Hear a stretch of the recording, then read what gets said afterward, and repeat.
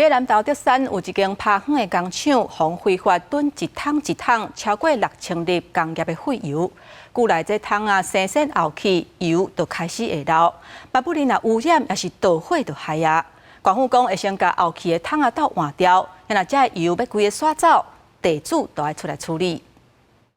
但係桶攏拗甲用，拗了啦。里長會遮生氣，是因為非法囤一隻的廢油桶已經5、6桶啊，真濟桶啊攏生鮮，廢油嘛攏流出來。最近發現有人當昏頭，一狗仔出現火災，引起了社區的驚慌。這個里有5、6千人咧住，里長和議員攏要求嚇緊刷走。佇水溝仔發現到粉解彈落導火，就是阮的廢油外漏佇個水溝仔底來導火。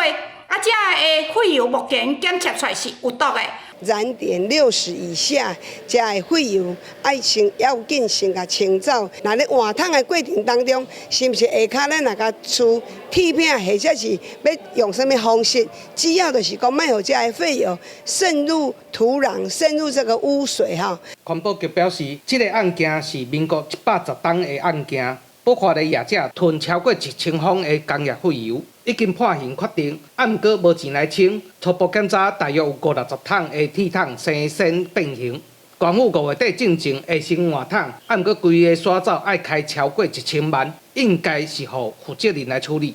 有害有毒的這個廢棄物，我要求地主在一禮拜內底愛做一個清除，也愛將所有亂倒的這個廢油的桶啊，攏愛清掉。恢復咱的環境。毋過地主講，這個廢油毋是伊的，是厝骹的。前後已經開700、800萬咧處理廢油啊，已經無法度啊。萬一關地，關乎官府來抵數。我那個112年處理的，我已經花了700、800萬在上面，每個月都還在繳貸款，所以我在想說，乾脆土地就給政府啊。毋過官府表示，土地真啊只達300萬爾，佮無法度支應清除的費用。所以，官府無法度接受要求廢油的問題，依然是地主特地愛來處理。記者安修南投報道。